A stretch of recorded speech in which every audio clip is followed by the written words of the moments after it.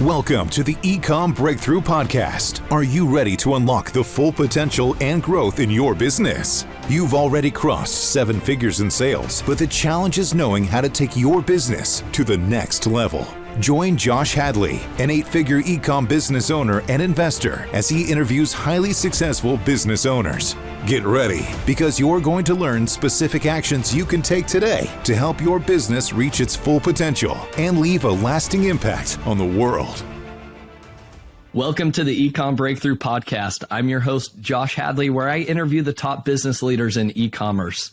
Past guests include Kevin King, Michael E. Gerber, the author of The E-Myth, and Ryan Deiss.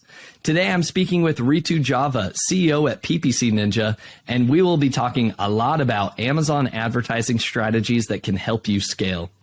This episode is brought to you by Ecomm Breakthrough Consulting, where I help 7-figure companies grow to 8 figures and beyond. Listen, Ritu, I started my business back in 2015, and I grew it to an 8-figure brand in 7 years. But there were a lot of mistakes I made along the way that made the path of getting to 8 figures take a lot longer than it really needed to. There were times where I had a lot of self-doubt. Could I lead a team of people? Could I be a CEO? Could my business and brand survive? And financially, could I understand the cash flow management of the business in order to survive? So if our listeners have hit similar plateaus and they're looking for the next steps to overcome those obstacles and grow to that next level, then I encourage you to go visit ecommbreakthrough.com. That's Ecomm with 2 M's to learn more.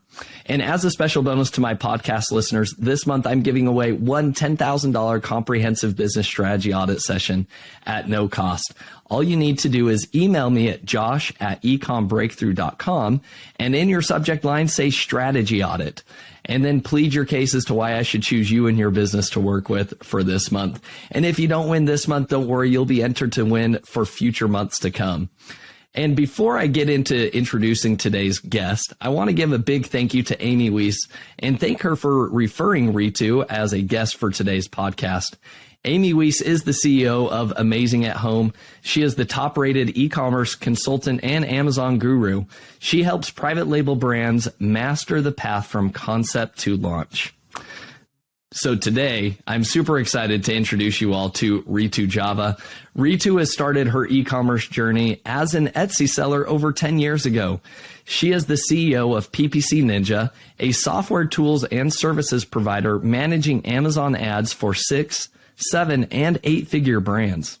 As someone who is really passionate about data science and advertising, Ritu has dozens of PPC mastermind programs, workshops, and webinar, and has even trained hundreds of Amazon sellers on PPC. She has shared her knowledge on over 100 podcasts, webinars, blogs, and conferences, including the Prosper Show, Global Sources Summit, Powwow, the $1 Billion Seller Summit, and many more. So with that introduction, Ritu, welcome to the show. Josh, thank you so much for having me. I am super excited to be here and to talk all about PPC today. Well, Ritu, I'm super excited to have you on the show because I know that you were actually voted as the best speaker at the most recent virtual $1 Billion Seller Summit. So congratulations are in order to you, for winning that award because you shared some amazing content there. Yeah, thank you so much. I appreciate it. Yeah, I was kind of blown away. I never expected it, but I guess it is what it is. I'm super happy and grateful for all the votes and for being voted the best speaker. Thank you so much. Yes. Well, again, congratulations. And again, for those of you who don't know what the $1 Billion Seller Summit is, it's an event hosted by Kevin King. In my opinion, this is one of the best conferences and events that you can go to. It's always limited in the number of sellers. So it's capped, I think, around 100 or so. And the content that they share, Kevin and Ritu, maybe you could add to this, like Kevin kind of forces you to say, you can't take anything else that you've presented elsewhere and kind of reshare it here. Is that true? Exactly. Yeah. Kevin sets a really high bar And, we all want to please him. Like he is he's the greatest mind out there when it comes to content and amazing hacks. And I think because of that, the quality is really, really good. And, no one repeats anything that's been shared on other podcasts and, blogs or any other medium. So yeah, it's really high quality content. Yeah, agreed. Good shout out for the $1 Billion Seller Summit. Yes. Now, Ritu, let's talk about your journey. I mean, you started as an Etsy seller and you've kind of ended up in this PPC expert space. So walk us through, you're passionate about data science, and obviously there's a lot when it comes to data science with the amount of data that we're getting from Amazon with advertising. Tell us, how did you decide to get into advertising, and why did you decide to niche down specifically there? Yeah, so I realized, as an Etsy seller, that it isn't enough just to have a listing, and people won't even notice that you put up a listing, and it's just going to sit there at the bottom of a very large pile of, all kinds of products. And why would anyone even find you? So, when I launched my my jewelry brand on Etsy over 10 years ago now, it was that struggle. I was like, oh, I'm not getting any views. Nobody's, noticing me. So I started doing all kinds of things like participate in collections and,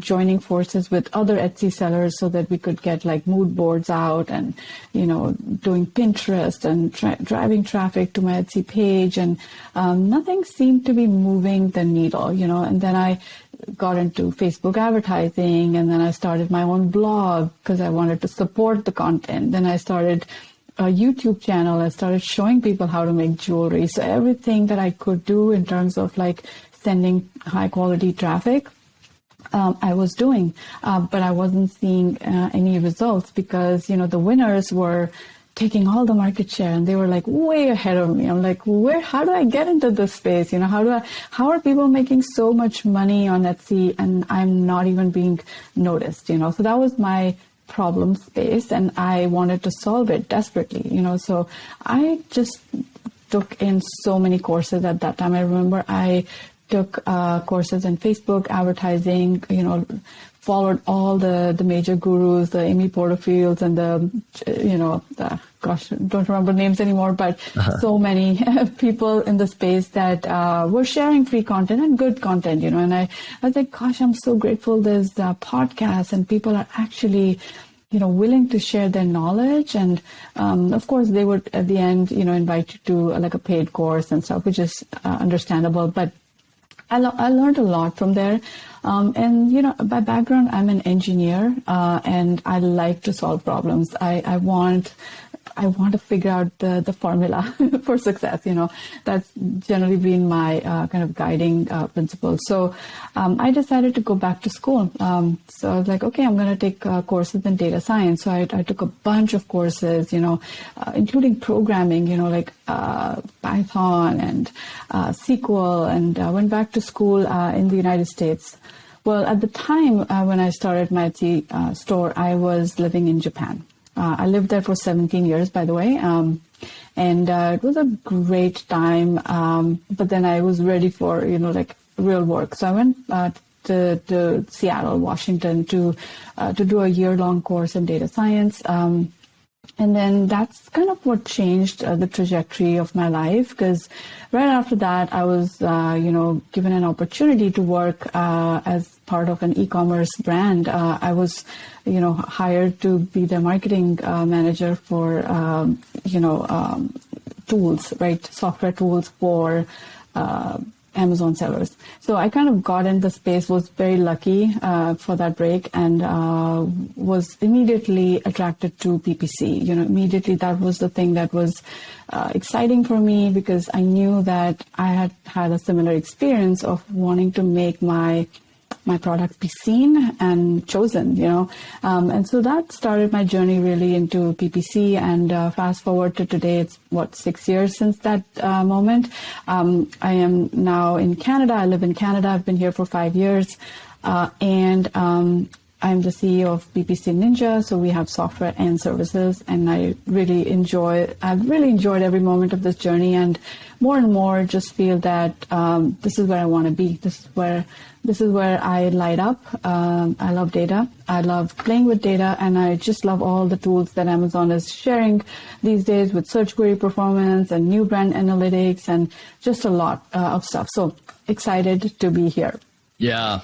Well, Amazon is certainly pumping out more data than they ever have before. So having somebody like yourself as a data scientist to be able to talk to that understands how to sift through large amounts of data and actually draw conclusive, parallels to why things are happening the way they are in your account can be super valuable. So Ritu, there's so much that we could dive into. The first thing that I want to kind of ask you, though, knowing that our audience is primarily established sellers that have already crossed that 7-figure mark, why do you think Amazon advertising is so important for them in order to help scale their business to 8 figures and beyond? Yeah, so I think the one metric that I would like to draw everybody's attention to is the PPC-to-organic ratio. Like that ratio will tell you what percentage of your sales are coming from ads and what percentage are coming from organic. And if you look at that percentage over time, you will see that there's been a significant shift. There used to be a time when 20% of your sales could come from ads, and you could basically spin up the flywheel and get relevance for a lot of important keywords. And, that was the formula for success, right? Just a little bit of your ad spend would drive a lot of organic rank. Not anymore, right? In fact, now we're seeing a shift in the other direction where 50 to 60% of a lot of brands' sales are actually coming from ads, which is scary, but it's also inevitable because Amazon is becoming more and more pay to play, right? The first page is crowded with ads, right? And then there's so many competitors, including from mainland China, the factory brands that are competing side by side with us, right, with Western brands.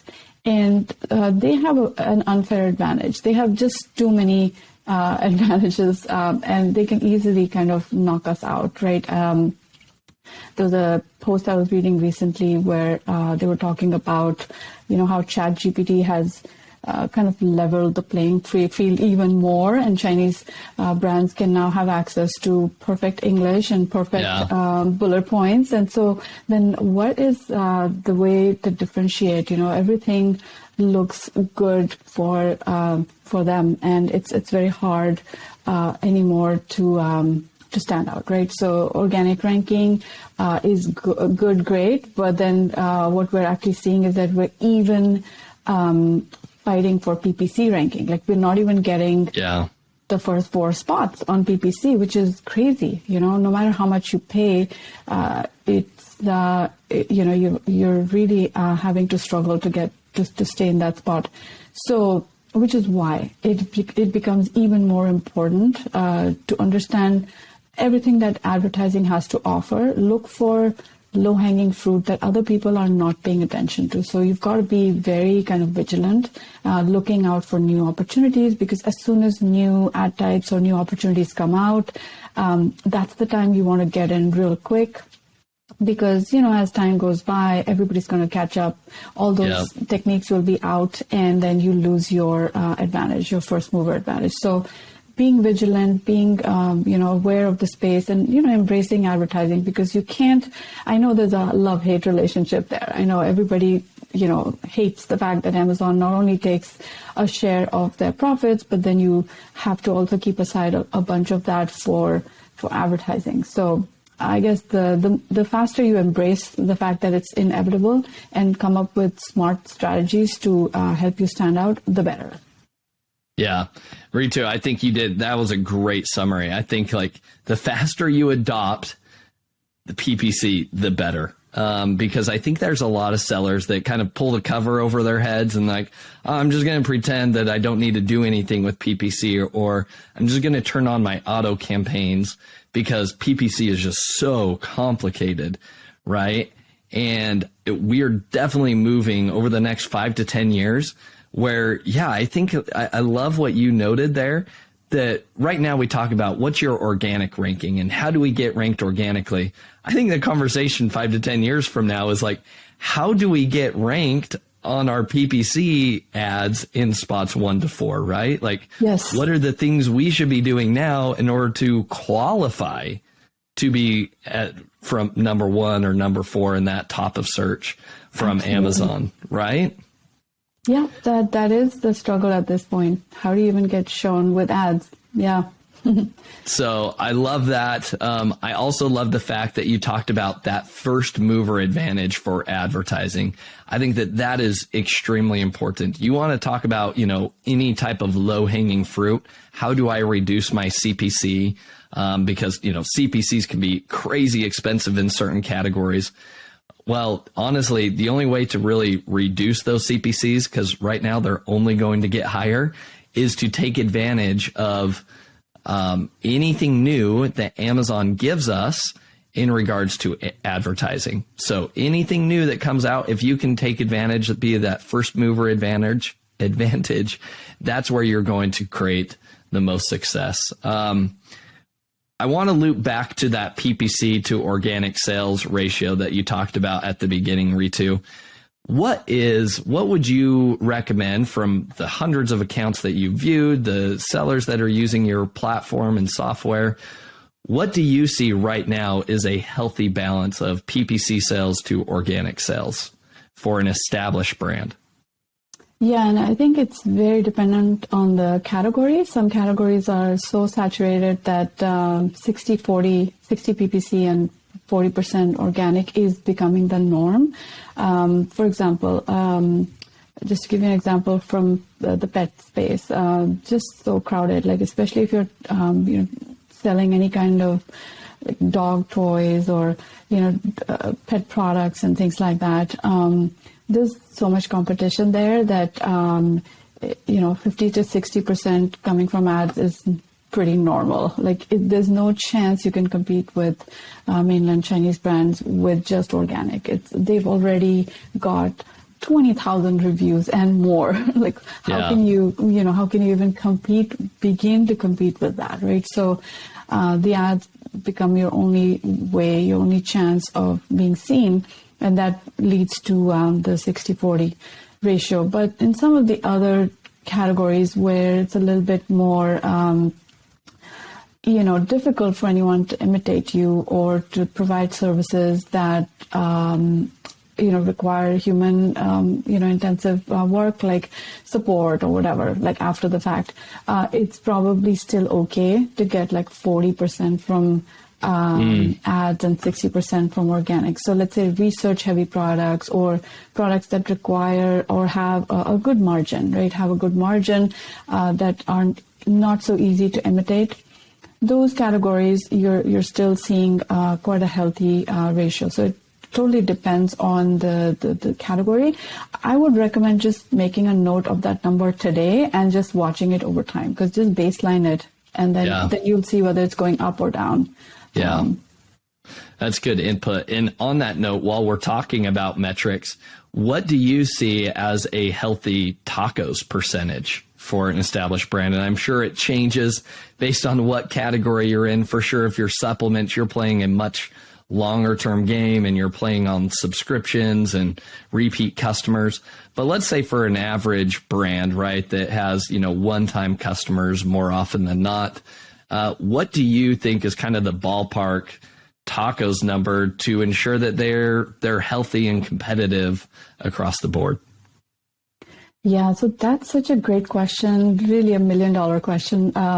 Okay, here's what I think of tacos. Now, your tacos is going to be different at different stages of your journey. So, when you are starting off, your tacos needs to be competitive with the market. You can't be looking at tacos as a profitability metrics. It's more of like, what's the maximum I can afford to spend in order to get this business off the ground?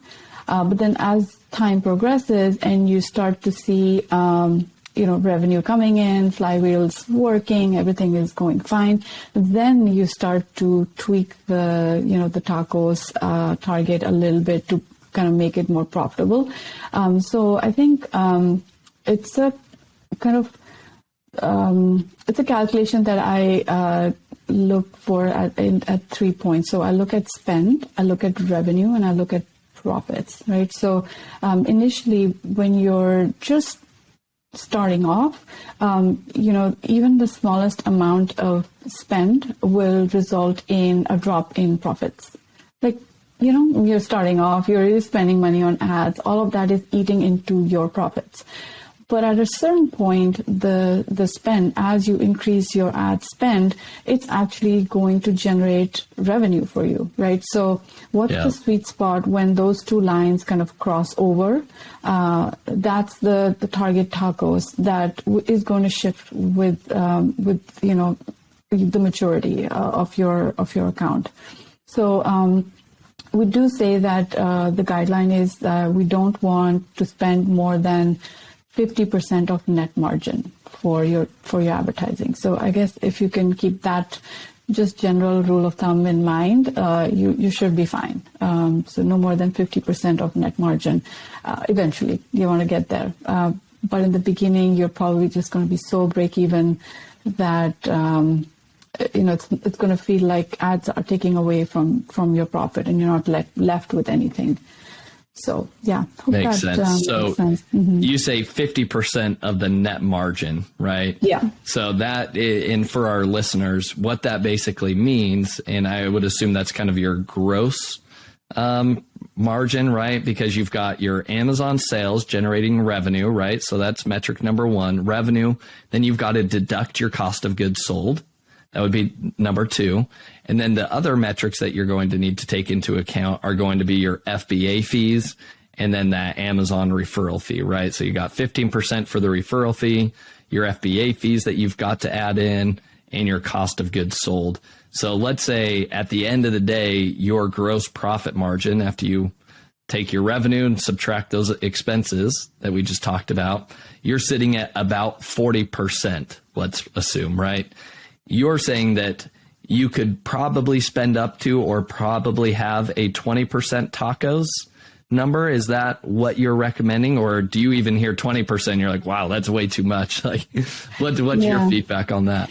Yeah. So for an established business, it's okay to do to the gross margin, but I would say net margin is more accurate. Like, you'll probably want to also look at your overheads just to see how healthy your business is overall, right? If you're spending on, let's say, 5 employees who are also helping you, all of that needs to be taken into account and amortized over whatever inventory you have, and come up with some numbers. Initially, you won't need to do net, and I think your calculation works fine. But the moment you've gotten to a point where you're looking at like it's a sustainable business, then definitely look at the net margin and try to peg your target to no more than 50, so that you can take back something, right? Yeah. That's the reason why we're all doing Amazon businesses, so that we can make income that will sustain us. I love that approach. Honestly, you're the first one to ever provide that type of approach. Usually somebody's just going to pull out a ballpark number, right? It's going to be, well, I think it's 10%. I think it's 15. Other people are going to say it's 20%. But what I love that you talked about is, even on that net margin number, right? So what's your net profit every month, right? What's that percentage of your revenue? Then divide that by 50%. And that's probably the budget that you should allocate. It's just a general rule of thumb. And as your business matures, you can, open up the floodgates or, shut them down a little bit more according to your needs. But the most important thing that you talked about is focused on that profitability standpoint. If somebody is bootstrapping their business, you could real quickly just drive yourself into the red overnight just by turning on Amazon advertising, right? Amazon will spend as much money as you're willing to give them, right?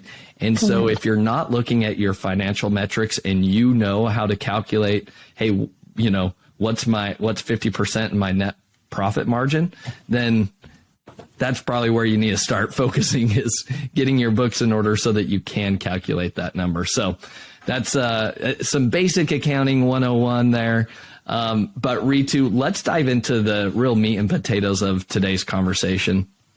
Yeah. Amazon's laid out a lot of new ads. They're always coming out with new stuff, new console, new UI, etc.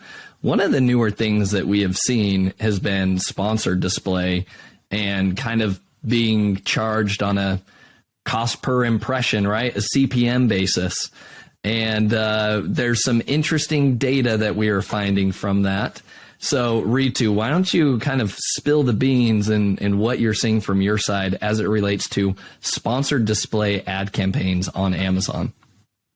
Yeah, so sponsored display, has been imitating DSP to quite an extent, and the closest kind of DSP sibling on the Amazon ads platform is the VCPM campaign type. The way you set these ads is when you create an SD ad or a sponsored display ad, in the bidding section, they will ask you whether you want to optimize for reach, optimize for page visits, or optimize for conversions.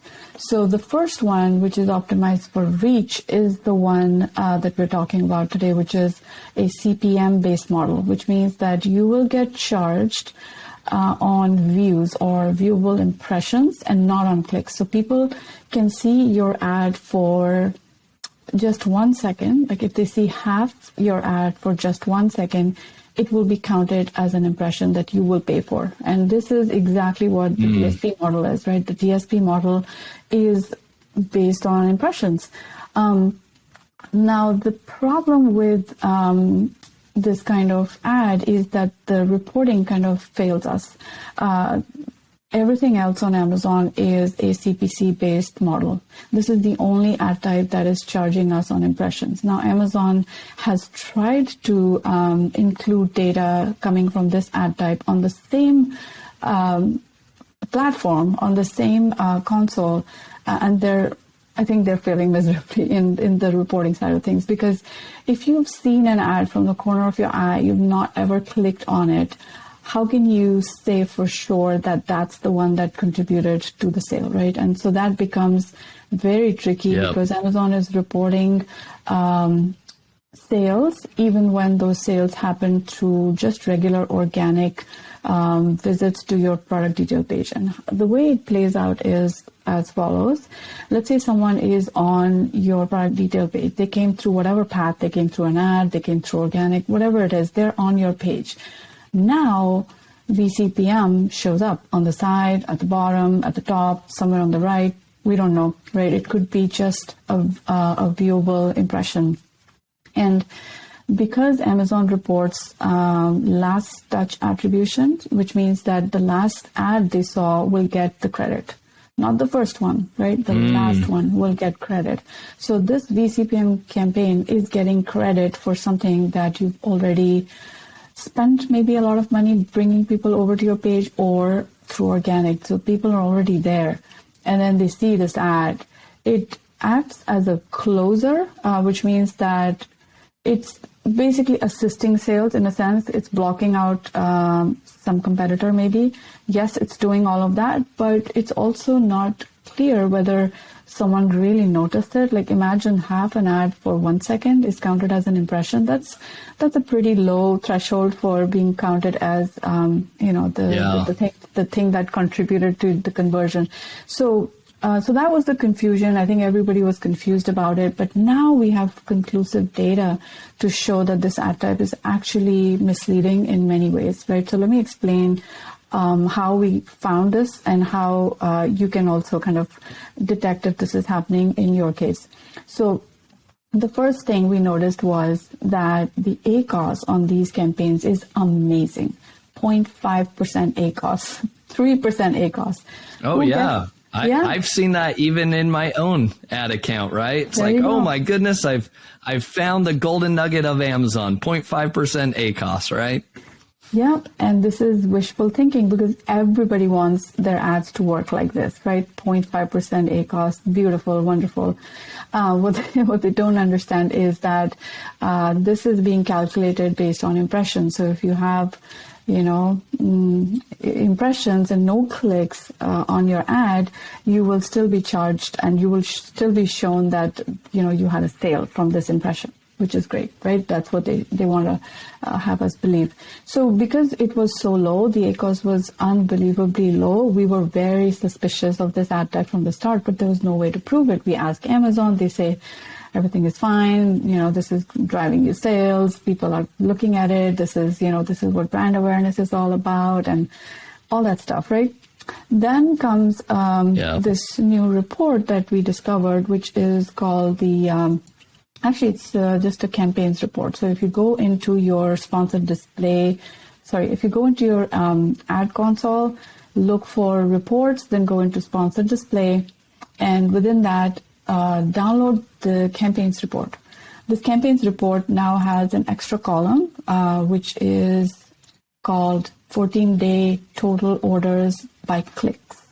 So this is the metric that you want to pay attention to. How many sales came from click-based conversions, not view-based conversions? So the difference is startling, right? If you just do this calculation yourself, in the same sheet, you will see both these columns, just orders, 14-day total orders, and 14-day total orders by clicks. You will see the difference. And I can show you one... let me share my screen. I know people who are listening won't be able to see this, but if you come check out the YouTube channel, you'll be able to watch this video and see what Ritu is sharing. So quick shout out, go find Ecomm Breakthrough. Remember Ecomm with 2 M's on YouTube, and you can see Ritu's screen here. Yep. So here's the discrepancy. As you can see, I have on my screen the cost type, which is VCPM. We spent $23,000 almost, and the sales reported by Amazon on these ads was $241,000 in sales, right? Which gives me an ACoS of only 9%, 9.6%, which is pretty good, right? Pretty good. However, if I look only at click-based sales, the click-based sales, that means someone actually clicked on my VCPM ad, was only 6,876, which means my click-based ACoS is 337%. Just a little different. Just a little different. So this is something everybody can download today and find this discrepancy on their own. That's one kind of way of looking at this data. But as you know, I am very fond of data science. So I actually went and played with Amazon Marketing Cloud. So Amazon Marketing Cloud is a little advanced. It requires a setup, and then it gives you a lot of good data. The one that I was most interested in was first touch attribution versus last touch attribution.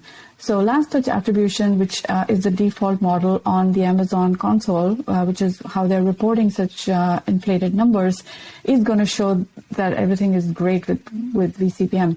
But if you look at the same data and say, what if this was a first touch attribution model? Did VCPM initiate? I mean, we know that it closed, but did it initiate any conversions? So when I compared those two side by side, the difference was, absolutely plain and clear. So for first touch attribution, we saw that 3,000 sales came from VCPM. And if you look at last touch attribution, 68,000 sales came from VCPM. So that's the amount, that's the magnitude of difference that we're basically ignoring because of the way the reporting is happening on the console side. So it's an eye-opener. So what did we do, right? So now here comes the action, right? The action is we paused all our VCPM campaigns, like all of them. And then this is for one of our accounts. They went from 8.5 tacos down to 4.9% tacos. Wow. Which is crazy amazing, because what this means is that we were spending a bunch of money pushing these ads, looking like this was causing all the growth, but the growth was the same. There was basically no growth on the top line. Everything was just the same. It was just us spending a lot of money. So we just got rid of that ad type, got a little bit of pushback from the client because they were like, what happened to our sales? And I was like, those sales were not real. Yeah. So the ad sales dropped quite a bit, but the tacos went down as well, and we gave them a bunch of money back to keep. And I think that was the right thing to do. Now, do I think that BCPM campaigns are garbage entirely? Maybe not, because they do serve a purpose, right? Now, if you are a big brand who's looking for maximum exposure, don't want anyone to get in, on the side rail, the bottom, the top of your product detail page. You basically want to block out all your competitors with as much ad real estate as you can get. This ad might be good for you. Keep a limited budget and drive it. It's going to show up. It's going to show up as many times as you would want it to. The other thing is, because it's reach-based, it can also show up off Amazon, right? So those are other advantages. But what we've noticed is that most of these, especially DSP, basically prioritizes the Amazon platform and not outside. So this is also following most likely the same kind of model. It might be good, but be mindful of how much you're spending on it. Keep your budget capped on this. If you just want to use it as a side experiment, go for it. But if you're ROAS focused, if you are looking to, increase your profits, then I would just stop your BCPM ads. Yeah. Yeah. I think that is such an important highlight that you just identified. Because again, a lot of sellers are going into this thinking that, oh my goodness, I found the gold mine of Amazon advertising. This is newer-ish. And so, yes, first mover advantage, look at these low ACoS that I'm getting. And I think here's the big mindset shift that everybody needs to understand as it relates to DSP or even sponsored display. Effectively, what you're doing in the strategy is typically used by very big established brands. Let's take American Airlines, for example, right? American Airlines may put up some billboards, right, along the road, just to raise awareness, right? Just to be on the top of your mind. That's about it, right? They're not saying, well, because this person saw this billboard while they're driving, they're going to immediately start searching for a flight. No, that's not the intent. Same thing, American Airlines sponsors the American Airlines Center in downtown Dallas, where the Mavericks and the Stars play. And all of it, they have their logo on the court. They have their logo on the building. Their intent, people going there, they're not going there to buy airline tickets. They're going to a sporting event or concerts or whatever it may be. Yet it's just kind of that brand awareness. Now, in my opinion, for those of us that you are bootstrapped, you are trying to build your own brand and growing it to 8 figures and beyond, a lot of these, I'm not going to go put up a billboard for my business just to raise awareness, because that's not where we're at in our business in terms of the needs of the marketing. We are much lower down the funnel. And I would argue that 90% of our Amazon sellers, 95, if not 99% of them, should just be focused on that bottom of the funnel. There's still so much room for optimization there that turning on sponsored display, you're in a whole new ballgame of, imagine if you were considering advertising on billboards as you're driving down the road, or consider advertising at the American Airlines Center. That's kind of the analogy I think people need to see in their mind. And then Ritu, let's piggyback off of this. The reason why this is such a big problem is because Amazon is going to start inflating your advertising data to make it appear as though it's so effective, when in reality, let's imagine I need to go to Walmart today to go pick up some groceries. But while I'm driving on the road, there's a billboard for Walmart.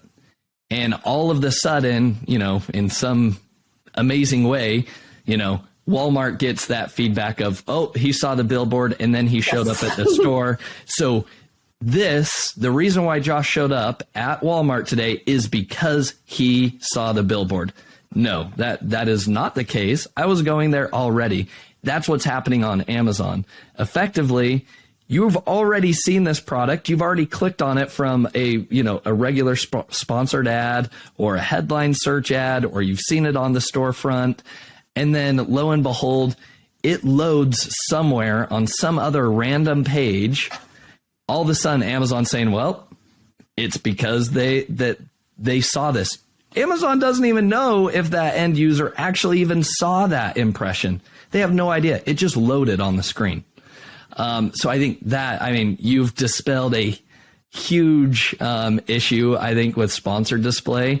And I think sellers, before you get into it, need to go into it with the full open, their eyes wide open in terms of like what Amazon's reporting. I like that you uncovered, that first click attribution. There is a way that you could actually see, is it being effective? Because maybe there is a place, but not at 300% ACOS for most people, right? Right. Yeah.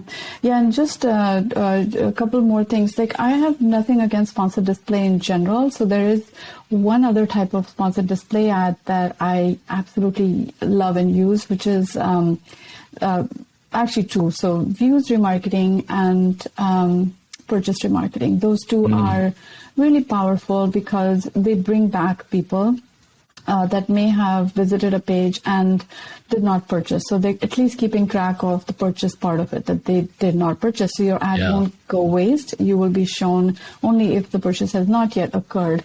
And the purchase remarketing is great for people who have like a repeat purchase component, something that can be purchased, refill, supplements, for example, or subscribe and save type of products. Those will really benefit from the remarketing because, people are 9 times more likely to buy from you if they have purchased from you in the past. That's just general statistics. So those ad types are really powerful. And also, I use sponsored display for product targeting, which gives me a really nice placement on the right rail under the buy box. And those ads are still powerful. The only thing you need to be careful about is the bidding setting that you pick. Don't pick optimize for reach. You should pick optimize for conversions. If you do that, then you won't have the VCPM type. You will get the CPC type of ad, which means only if someone clicks on it would you get charged. So those are safe. So there's still opportunity with sponsored display, except that it's not the VCPM. That's the evil one.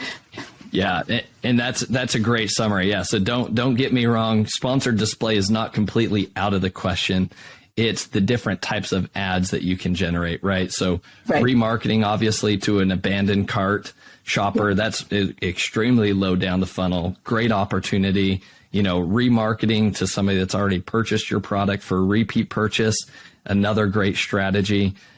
It's when you consider using sponsored display higher up the funnel that you need to be aware, and those, selecting whether it be reach or conversions makes a big difference. So I think that is fantastic information for our listeners.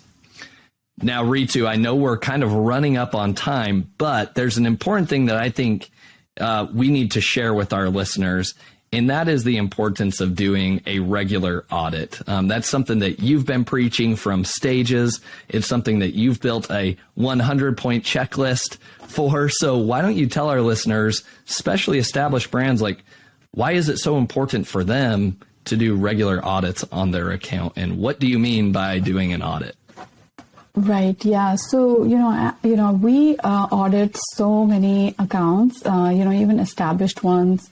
And we always find, areas of improvement. Like, we always think gosh, I wonder why they're not doing this or that, or what made them skip this step or that step. So it's a question that we've always kind of wondered. And so we just started writing down, all the different things we look out for, like what is it that we look out for in an account to see if it's healthy or not. So we basically came up with this checklist that's just been growing and growing. So by the time you hear this, maybe it's 120 points. I don't know.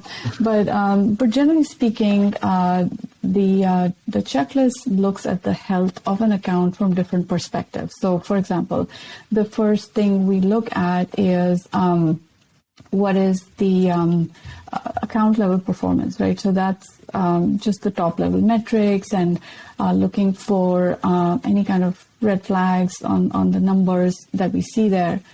Then we look at the brand performance. We look for things like, is this, brand looking out for itself? Is it doing enough defense, offense, and conquesting? Is there new to brand? Is there like strategies in place for new to brand acquisition or not? Then we look at campaign structure. How healthy are their campaigns? Are they set up for success or failure? To give you an example, recently we onboarded a client that had 20 ad groups within a single campaign, which is a formula for disaster, recipe for disaster, because, you can't do anything with that campaign. The moment we increase the budgets even slightly on those campaigns, it went from being a very good ACOS to a very bad ACOS, like overnight almost, because all these ad groups that behaved roguishly in the past had been suppressed because of the budget cap, and these ad groups suddenly came alive because Amazon is like, okay, my budget has improved or increased at the campaign level, so we've got to start firing these other ad groups up. And that's how, overnight that campaign just got destroyed. Like we had to kind of bring it back and say, okay, stop. So because budgets are set at the campaign level, you don't want to have that many ad groups. It just creates confusion. So anyway, we look for that and a bunch of other things with campaign structure. We look at campaign health, which basically means that, we'll basically look at how many keywords have sales, how many keywords that have clicks and no sales, what's the wasted ad spend, what is the number of low ACOS campaigns that are being capped on budget, et cetera, et cetera. So we'll do a bunch of those sorts of checks. Then we look at ad type coverage, so ad type selection and performance.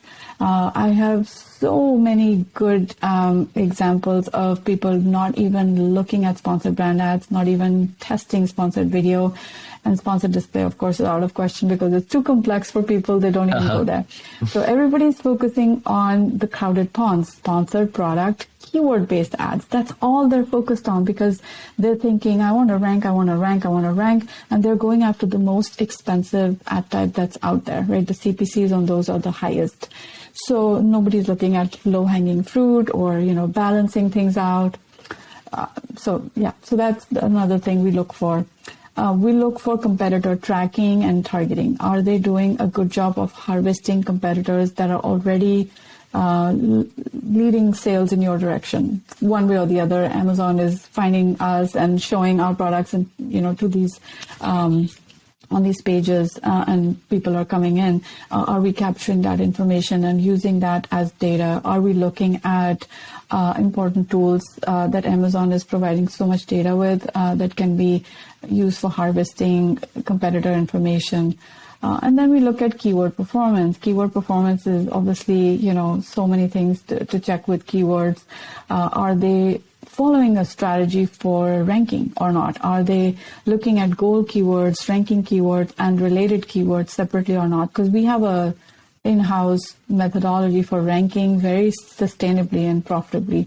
And we've seen some really good success with that. It's a topic for another day, but pretty involved system for keyword ranking. SKU-based performance. People don't look at the SKU, how each SKU is performing from the ad side. Why? Because, Amazon does not give us data on a SKU level, but our software helps us to do that. So we get reporting on a SKU by SKU basis. So looking at SKU performance, are there any low-hanging fruits even within your SKUs that you might be getting a really good ACOS on, but you're not advertising enough, things like that. So just a different slice of the same data. And then finally, we look at retail readiness. So that's our 9th point. I wish I could, share my screen and show you everything, but it's a lot. Maybe briefly, I can just give you a glimpse of our spreadsheet here. So, viewers on YouTube can take a look. So this is what our checklist looks like. So we start with PPC performance, brand performance, campaign structure, campaign health, ad type selection and performance, competitor tracking, keyword performance, SKU performance, retail readiness. So this is basically our checklist, and I know that you can pause and view it at leisure, but we use this to not only look for opportunities with our existing clients, but then we also kind of use this from time to time on our on clients that have been around for a while, and see how we can find any opportunities. Like, they're always hiding somewhere. Like, you just have to go find them, right? So yeah, I think that was the thing that I thought might be useful for people. Just making sure that the account is healthy and stays healthy. I love that. Now, Ritu, I'm curious, what is your recommendation? Let's say somebody is doing PPC by themselves, right? Or they have it in-house at their business. Would you encourage them to kind of follow through this checklist that you went over in terms of an audit? Or are you actually recommending that people reach out to agencies and experts like yourself to say, hey, would you mind conducting an audit on my account and tell me what I'm overlooking, right? Because I think that, a third set of eyes, a third party's opinion can actually be very revealing and eye-opening at times. So what's your perspective on that? I agree. So I think most agencies will do a light audit that is fairly automated. Like, you just provide a few reports and they can give you an audit that is, quite quick to carry out. Now, this audit that I showed you is a pretty intense one, and it's going to take a long time, right? And it's probably best to do this kind of audit when either you have an in-house team or you're really serious about going ahead with an agency, because it is pretty time consuming to do all these checks. But, light audits, anything that can reveal issues, problems, opportunities, definitely ask an agency to do it for you and see what they say. And at PPC Ninja also, we offer free audits. If you are above a certain I think we need them to be at least 10,000 in ad spend in order to qualify for a free audit. But would be happy to do it for your audience and take a look at your account and, give you some inputs. Maybe one or two of those might be useful right away. Who knows? Awesome. Well, there you have it for our listeners. If you would like somebody to do maybe not as comprehensive as all of those checklist items, but at least maybe pointing out some options and areas for improvement in your PPC campaigns, reach out to PPC Ninja. Now, Ritu, as we wrap up here, I love to leave our audience with 3 actionable takeaways from each episode. Here are the 3 takeaways that I noted. Let me know if you think I'm missing something. Number 1 is that sellers and brand owners need to come to Amazon or approach their PPC management with a budget in mind. Rather than just, kind of picking a number out of the air in terms of, hey, my taco should be 10 just because I heard about it on some podcast, you provided some very clear metrics and some guidelines for people. So what Ritu had recommended is take your net profit margin, okay? Whether it's a percentage that you take or whether it's, actual numbers, then divide that by half. And that should be your budget well, not necessarily your budget, but that's what you should be aiming towards for your tacos, right? So if you have a 15% profit margin, net profit margin, maybe you should be targeting about 7.5% for your tacos. Is that correct, Ritu? Yeah, and that would be like an eventual goal. And some people in the initial stages of their journey might be willing to take up all of that 15% for just to make their brand take off on Amazon. Yeah. Perfect. Awesome. So that's number one. If you don't have those metrics, go get those metrics. And number two, start to use that as a baseline and just start tracking from today. Action item number two is to be wary of sponsored display ad campaigns. As Ritu mentioned, it is a very complicated kind of ad setup. We're all very used to the keyword-based sponsored product ads, even headline search ads to an extent, and video ads. But when it comes to sponsored display, there are a lot more different settings. There's a lot of different audiences that you could be targeting here. And so just be aware before you set things up that if you're seeing a 0.5%, 1% tacos, if it seems too good to be true, it's typically because it always is. And she walked us through the perfect way of how you can discover that. So rewind the podcast. You could definitely, hear the details of how you could uncover that. But just an FYI, there is a purpose for using sponsored display. Just make sure you're using the correct purposes and that it's actually serving your needs. So just go into it with your eyes wide open. Now, action item number 3 is to perform regular audits on your account. Don't become complacent. And I think along with these audits is I would probably add on the fact of you should be staying ahead of the curve and consuming information from experts such as Ritu and other PPC experts that are in the know of the latest things that Amazon is releasing, and staying up to date with those things, because it's easy to kind of take a step back and PPC can be overwhelming and too much to do in one day. But it's always important to take that first mover advantage, do regular audits so that you can clean up areas of improvement. So Ritu, is there anything you think that I'm missing that we should relay to the audience here? Oh, that was a great summary. Thank you. Awesome. All right, Ritu, as we wrap up today, I like to ask the final 3 questions that I ask every guest. So the first question is, what has been the most influential book that you've read and why? The Goal by Ellie Goldratt. I read it way back in the 90s, and I reread it this year as part of my New Year's kind of goal setting exercise. And the reason why I love The Goal is because it helped me understand bottlenecks. And those are everywhere. If you want to do anything efficiently, you need to understand how bottlenecks work and how you can ease the flow of work through different bottlenecks and make sure that you get to the result profitably and in a timely manner. So I really love that book. Yeah, quick shout out on that book. That's one that I read when I was in college, and it actually is a very good book. I think at the time I was reading it, I was like, this is just assigned reading. Now, as a business owner, if you are sitting in that CEO visionary seat, that book, The Goal, is super, super important because your job, if you want to scale your team and grow your organization, all it is a matter of identifying the bottlenecks in your business. And as soon as you relieve one bottleneck, there's going to be another bottleneck, and then there's going to be another bottleneck. So the book is a very good way of how to methodically approach those situations, things to consider. So I definitely highly recommend anybody that, again, is in that leadership role and you're trying to scale your team, I definitely recommend that book.